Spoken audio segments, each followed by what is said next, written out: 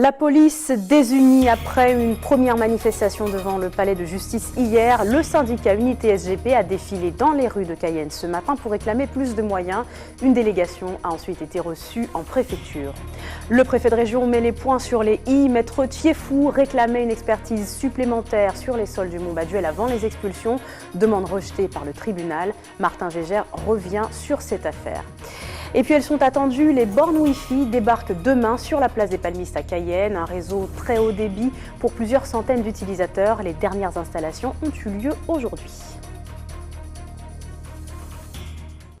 Bonsoir à tous et bienvenue dans cette édition. Je vous le disais, au lendemain d'une mobilisation intersyndicale devant le palais de justice, des policiers affiliés au syndicat Unité SGP ainsi que des membres du comité pour plus de sécurité ont décidé d'agir à leur tour.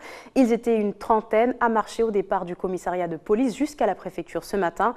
Une marche de protestation contre l'insécurité. Plus tard, une délégation a également été reçue en préfecture. Caroline Alcide et Stéphanie Puglisi. La colère gronde dans les rangs de la police nationale, mais en Guyane, les syndicats ne l'expriment pas de manière unitaire.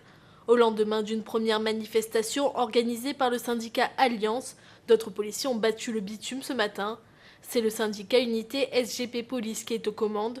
Organisée partout en France, sans banderole ni slogan, cette marche se veut citoyenne, d'où la présence du comité pour plus de sécurité. Partis du commissariat, les manifestants ont rejoint la préfecture où une délégation s'est entretenue avec le secrétaire général aux affaires régionales en l'absence du préfet. Il a demandé par rapport aux annonces du ministre comment étaient planifiés les renforts qu'on n'a toujours pas vus.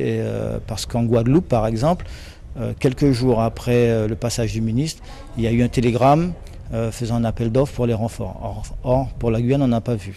On craint un redéploiement des effectifs parce que les fonctionnaires, il y a un nombre contingenté dans des écoles de police.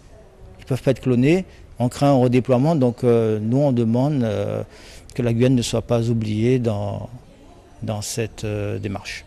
Seuls les policiers qui ne sont pas en service ce matin ont pu prendre part à cette marche, ce qui explique le faible nombre de participants. Ils étaient à peine une vingtaine entourés par les citoyens, comme pour montrer que la cause est commune face à l'insécurité. Les policiers ont profité de l'occasion pour mettre sur le tapis des revendications nationales. De réaffirmer notre volonté que les collègues qui ont manifesté à Paris ne soient pas poursuivis et ne soient pas sanctionnés.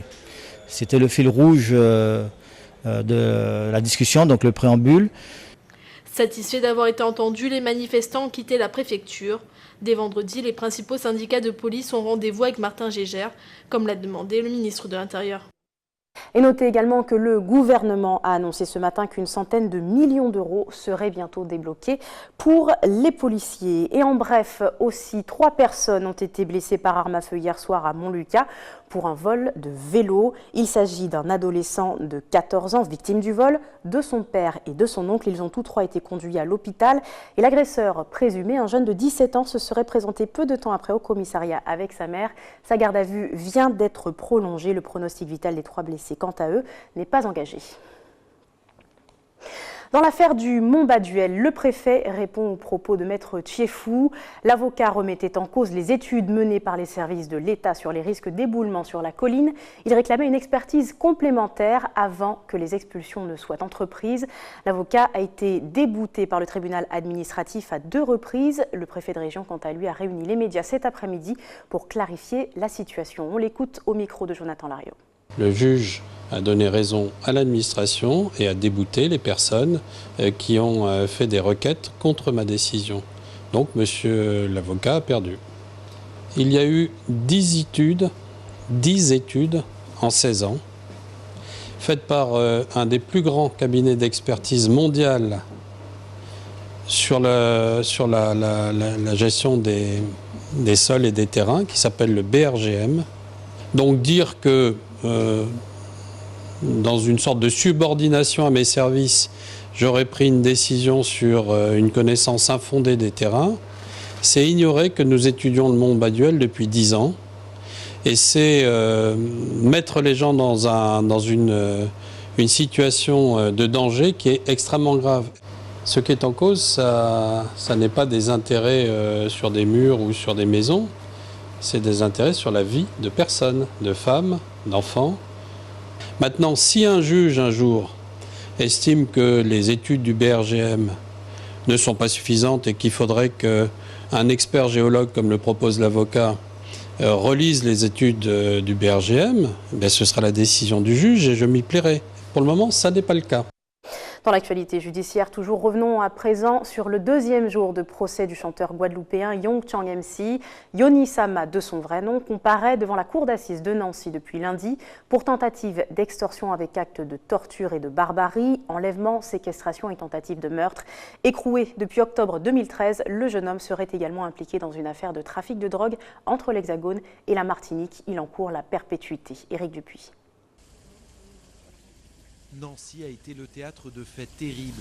Le week-end du 27, 28 et 29 septembre 2013, Yoni Sama et 2 comparses veulent récupérer le fruit de 4 kilos de résine de cannabis laissée à une mule, une passeuse qui s'est fait arrêter quelques semaines auparavant à l'aéroport de Fort-de-France et qui, laissée libre par la justice, ne les a pas prévenus. S'ensuit une traque où les prévenus semblent prêts à tout et au pire pour récupérer leur dû. Nous avons des victimes qui vivent encore dans la crainte et qui encore aujourd'hui sont traumatisées par ce qui leur est arrivé il y a 3 ans. La plus grande victime, un homme d'une trentaine d'années, torturé, ligoté, tailladé. Mais face au juge depuis le début du procès lundi, il évoque comme les autres parties civiles le pardon, un sentiment rare en pareille situation. Ils ne crient pas vengeance, ils viennent expliquer avec des mots simples ce qui leur est arrivé et qui est quand même dramatique. Et en face, on a des gens qui essayent d'ergoter sur des détails. En face, l'attitude est aussi très surprenante. Les accusés ont l'air plus sereins que leurs proches qui suivent le procès dans la salle, avec un détachement qui laisse sceptique une grande partie de la cour et des parties civiles. Elles étaient en droit d'attendre un minimum de considération de la part des accusés et de leur défense, et c'est manifestement pas le cas. Le jugement est attendu à la fin de la semaine. Le manager encourt 30 ans de prison, le chanteur et son homme de main, la prison à perpétuité. Autre affaire, la Cour d'appel de Paris a rendu sa décision ce matin. L'artiste martiniquais Kalash est condamné à 6 mois de prison avec sursis pour acquisition et port d'armes de catégorie B et sans autorisation. Il évite ainsi la prison ferme. L'arme avait été découverte à son domicile lors d'une réquisition liée à une affaire de stupéfiants en mai dernier. L'artiste invoquait sa sécurité pour justifier la présence de l'arme. Nous vous en parlions hier, le forum sur la formation professionnelle des Outre-mer se poursuit aux 3 Fleuves à Cayenne. Il s'agit de la 5e édition et c'est une première en Guyane. Aujourd'hui encore, de nombreux acteurs de la formation étaient réunis pour plusieurs tables rondes et colloques. Objectif, dresser un bilan de la formation professionnelle dans les Outre-mer et s'enrichir des expériences menées dans ces différents territoires afin d'améliorer les réseaux locaux. La directrice générale de l'OPRF s'est exprimée au micro de Jonathan Lariot.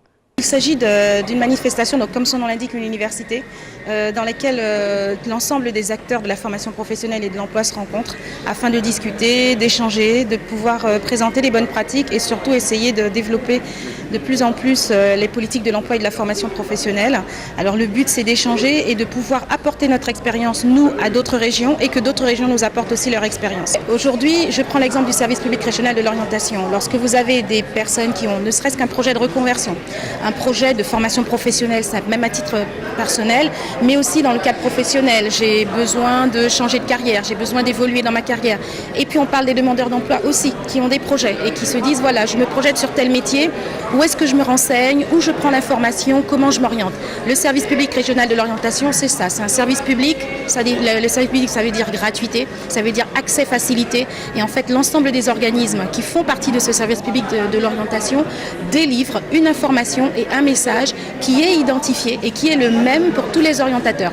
Donc le but de ce service public, nous en Guyane, on est en train de le mettre en place. D'autres régions l'ont déjà mis en place. Je prends la Guadeloupe par exemple, ils ont déjà mis en place leur SPRO. Pour nous, ça sera l'intérêt de pouvoir voir comment ils ont fait pour construire l'offre de service, comment ils ont fait pour mettre tout le monde autour de la table pour qu'on puisse avoir une offre qui soit unifiée. Restez avec nous dans quelques instants. Nous verrons les entraînements de l'équipe martiniquaise de roller hockey. Elle sera bientôt en Guyane pour le championnat régional. Et puis, il sera question de tradition guyanaise dans tous ses états. Elle a été présentée au petit du jardin d'enfants municipal de Cayenne. C'était au jardin botanique aujourd'hui. Reportage à suivre. Mais avant, elles sont fin prêtes pour vous permettre de surfer sur la toile en plein cœur de Cayenne. Les bornes Wi-Fi très haut débit seront inaugurées demain après-midi. Elles ont été placées aujourd'hui sur la façade du groupe scolaire Samuel Chambaud, place des Palmistes, un réseau qui permettra à 500 personnes de se connecter simultanément dans le secteur. On écoute les précisions du directeur des systèmes d'information et de communication de la mairie de Cayenne. À partir de demain, nous aurons mis en place nos 4 bornes. Elles devront desservir la première partie de la place pour une connexion Internet à très haut débit. Et donc demain, lors de l'inauguration, ces bornes-là seront effectives. Nous allons montrer comment se connecter à ces bornes et quel type de flux on peut avoir accès. Donc les différentes navigations pour avoir accès à Internet, faire du chat, se connecter sur les réseaux sociaux. Il faut savoir que sur cette première zone, pourquoi on reste sur la première zone? Parce qu'on veut garantir à la population une connexion Internet de très haut débit. Donc le très haut débit se calcule à partir au-delà de 15 mégabits. Donc on garantit une connexion avec la borne de 15 mégabits. Ensuite, derrière, la connexion Internet, elle est de 10 mégabits en fibre optique. Dans sa première mise en service, la plateforme sera capable de connecter en simultané 500 utilisateurs et chaque personne pourra bénéficier d'une connexion de 30 minutes. Par la suite, ils seront automatiquement déconnectés et ce qui permettra de libérer la place pour d'autres personnes. Parce que le but aussi de la mairie, c'est de permettre une connexion au plus grand nombre. Du sport maintenant en dernière ligne droite et ultime entraînement lundi soir à Ducos pour la sélection martiniquaise de roller hockey. L'équipe s'apprête à rejoindre la Guyane vendredi pour le championnat régional de la discipline samedi. Une équipe martiniquaise qui tentera de prendre sa revanche sur nos sportifs. José Le Chartier. Le but, c'est vraiment que la passe elle arrive dans la crosse. François joue depuis l'âge de 6 ans. Il a fait ses armes en équipe de France en hockey sur glace. Un jour, par la force des choses, il change de discipline. À 54 ans, il est parmi les plus anciens du groupe et il joue le rôle de coach. À l'époque, je suis passé au roller parce que il y avait plus de patinoire, donc c'était le roller qui arrivait, donc je suis passé au roller. C'est pas tout à fait les mêmes règles, c'est pas les mêmes appuis, donc il a fallu un peu s'adapter. Et puis en Martinique, des patinoires c'est compliqué, donc donc le roller et on continue. Et maintenant on transmet, voilà, donc c'est assez sympa.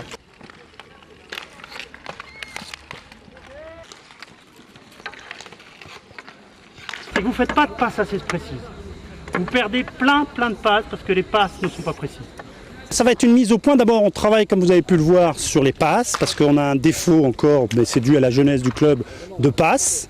Donc on travaille sur la passe et puis on va faire un petit match pour que les gens qui partent en Guyane pour le championnat apprennent à jouer ensemble parce que c'est un jeu collectif et c'est important de jouer ensemble. Ouais, c'est bon, vas-y, je l'ai. On est bon, on avance.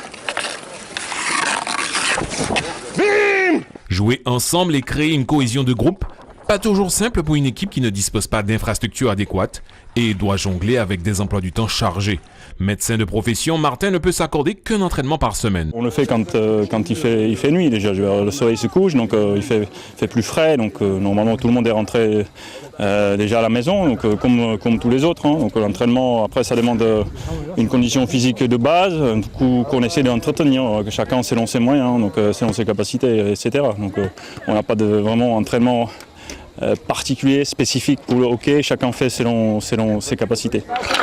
La Guyane, il faut manger. Allez, on assure. Allez, un peu d'envie là, les gars. Allez, meilleur contrôle.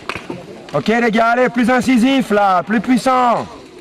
Ça pardonne pas. On joue pour gagner une coupe, on joue pour faire des déplacements, donc on forme les jeunes qui après rejoignent l'équipe senior. L'équipe de Ducos, elle est constituée de tous les Martiniquais, ils viennent de tous les coins de la Martinique, donc on est un peu comme une sélection. Départ pour la Guyane en fin de semaine, un programme dense attend ses accros de la crosse. Un match aller contre la Guyane, puis nous allons jouer contre Saint-Barthélemy, et enfin le troisième jour, on se fait une espèce de All-Star Game où on brasse les deux équipes, on met des défenseurs et des attaquants pour constituer deux équipes, on se répartit et puis on joue ensemble après pour partager notre drôle de passion sous le soleil. Ce moment de partage marque l'ouverture de la saison. La sélection de la Martinique compte bien ramener la coupe après une défaite l'année précédente face à la Guyane. Et nous recevons ce soir la représentante du comité régional de roller, Altagrace de Rissin. Bonsoir. Bonsoir. Merci d'être avec nous. Alors on l'a vu, la deuxième édition de ce championnat de roller hockey se tient donc en Guyane cette année. Ce sera samedi. Un affrontement qui se jouera uniquement entre Martiniquais et Guyanais cette fois. Voilà, parce que malheureusement, on a Saint-Barth qui avait participé l'année dernière, qui ne pourront pas être là, parce qu'ils ont eu pas mal de blessés aux entraînements, parce que sachant que les hockeyeurs sont quand même abusent un peu de leur passion, on va dire des fois, donc il y a eu quand même des blessés. Donc il y a Saint-Barth qui ne pourra pas participer avec nous cette année. Et sachant, la Guadeloupe, en fait, est en train de constituer une équipe et pour le moment, voilà, elle n'est pas encore prête pour participer au championnat anti-Guyane. Et alors du coup, nos joueurs guyanais ont-ils toutes leurs chances? On sait qu'ils l'ont emporté l'année dernière face à la Martinique. Je pense qu'ils sont prêts et qu'ils ont quand même envie de garder ce titre. Donc, ils font de leur mieux, ils s'entraînent régulièrement et on est assez confiants. Alors, on parle là d'une compétition régionale, mais quand même, l'objectif pour le comité régional de roller, c'est quand même de participer au championnat de France. Alors, c'est un but, on va dire, anti-guyanais, des bassins en fait des Outre-mer.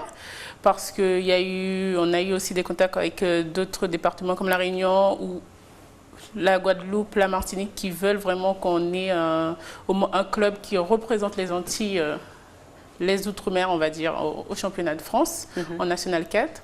Donc, c'est le but. L'année prochaine, on verra avec la fédération si on peut parler pour qu'une délégation représente les Outre-mer en championnat de France. Et on espère bien sûr que ce seront nos joueurs guyanais. J'espère que ce sera nous. Alors, parlons quand même de ces disciplines. Le roller hockey, elle reste peu connu, il faut le dire, mais quand même, le comité régional de roller essaye de lancer plusieurs activités, notamment dans les collèges. 2 collèges en Guyane ont démarré l'année dernière. Il y a aussi un dispositif de la mairie qui permet aux enfants les plus défavorisés d'y jouer. Alors, comment ça se passe? Est-ce que ça leur plaît? Alors, les enfants, on a commencé l'année dernière avec Rébernéron, ainsi que le collège Paul Capel. On a eu malheureusement, dès l'année dernière, des refus d'enfants parce que c'est très demandé. On a quand même une bonne motivation des jeunes qui aiment bien cette activité, qui découvrent et puis qui apprécient. Il y a ceux qui feront tout pour ne pas rater leur hockey le samedi matin.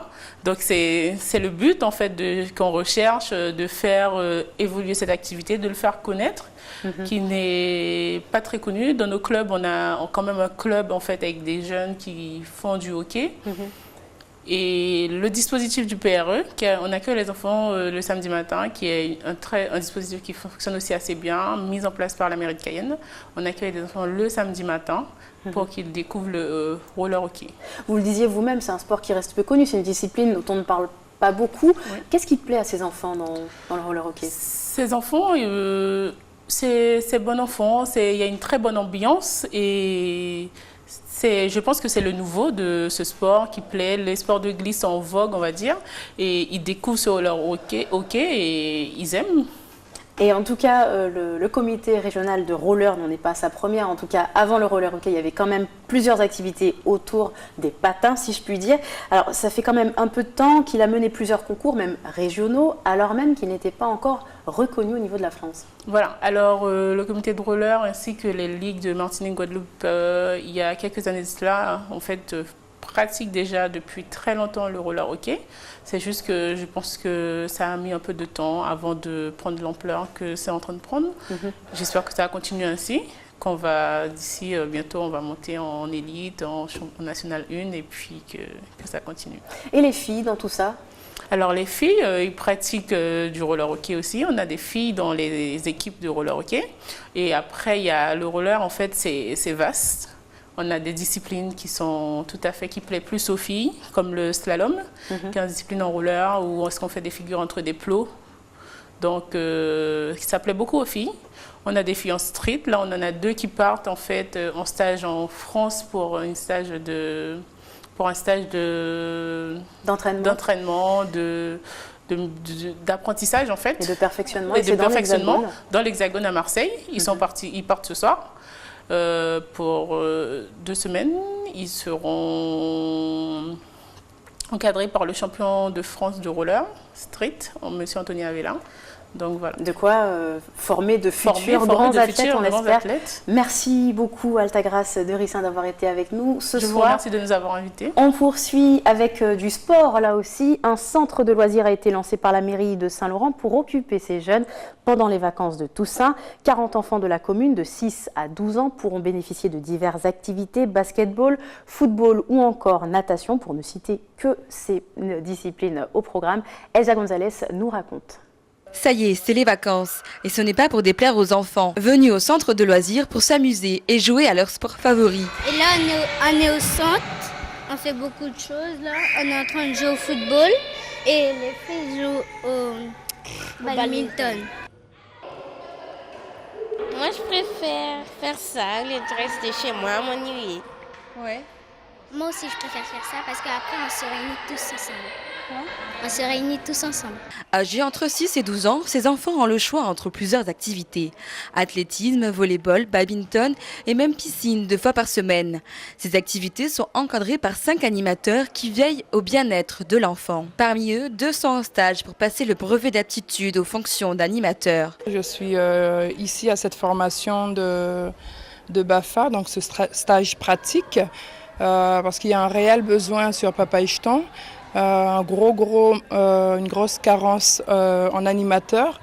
Donc voilà, je suis ici pour me former, pour pouvoir répondre aux besoins de ma commune. Ouvert cette année aux normes de la direction de la jeunesse des sports et de la cohésion sociale, ce centre de loisirs est à double emploi. Le but de ce centre, c'est de pouvoir effectivement permettre aux enfants d'échanger, parce que ce sont des enfants qui ne sont pas dans les mêmes écoles et qui se rencontrent en ville parce qu'ils ont fait effectivement partie de la formation, partie du stage des vacances. Mais aussi permettre aussi aux parents qui n'ont pas aussi le choix, parce qu'ils travaillent, de pouvoir effectivement mettre leurs enfants aux activités et par rapport aux heures, leur permettre effectivement de leur récupérer. Il est encore possible de s'inscrire jusqu'en début de la semaine prochaine. Sinon, rendez-vous aux prochaines vacances scolaires en décembre, février ou encore en avril, où une sortie au Suriname est prévue.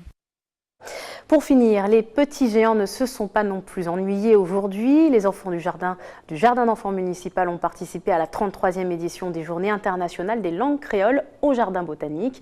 Une journée de présentation de notre culture, cuisine, musique, danse et tenues traditionnelles. Autant de saveurs et de couleurs qui n'auront plus de secret pour ces tout petits. Ayodele Germa.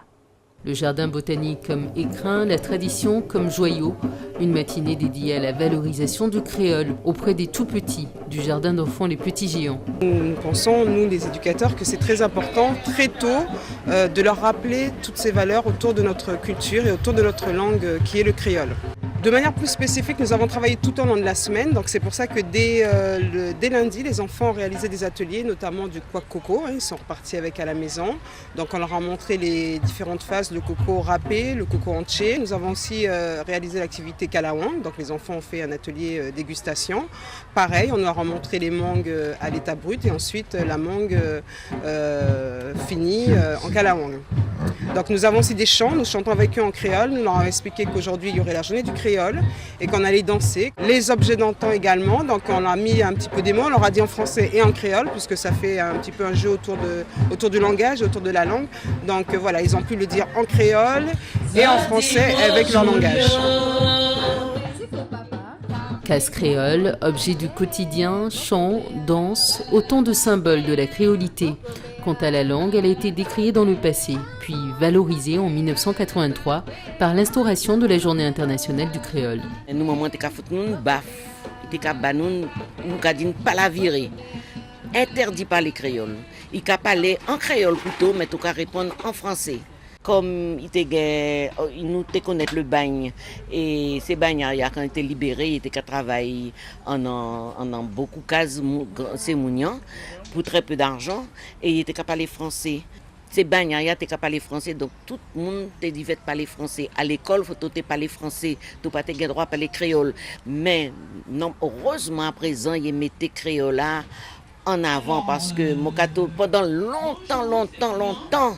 Ça a été interdit dans beaucoup de cases par les créoles. Même c'est plus malheureux, il n'y a pas télé par les créoles, il faut y être par les français. C'est la fin de votre journal, merci de nous avoir suivis. Ne bougez pas, tout de suite le rappel des titres. La police désunie après une première manifestation devant le palais de justice hier. Le syndicat Unité SGP a défilé dans les rues de Cayenne ce matin pour réclamer plus de moyens. Une délégation a été reçue en préfecture. Et le préfet de région met les points sur les i. Maître Thieffou réclamait une expertise supplémentaire sur les sols du Mont Baduel avant les expulsions. Demande rejetée par le tribunal à 2 reprises. Martin Gégère est revenu sur cette affaire. Et puis elles sont attendues. Les bornes Wi-Fi débarquent demain sur la place des Palmistes à Cayenne. Un réseau très haut débit pour plusieurs centaines d'utilisateurs. Les dernières installations ont eu lieu aujourd'hui. Retrouvez tout de suite Vol de timbre de votre antenne à TV Guyane se poursuivent juste après. Bonne soirée à vous, à demain.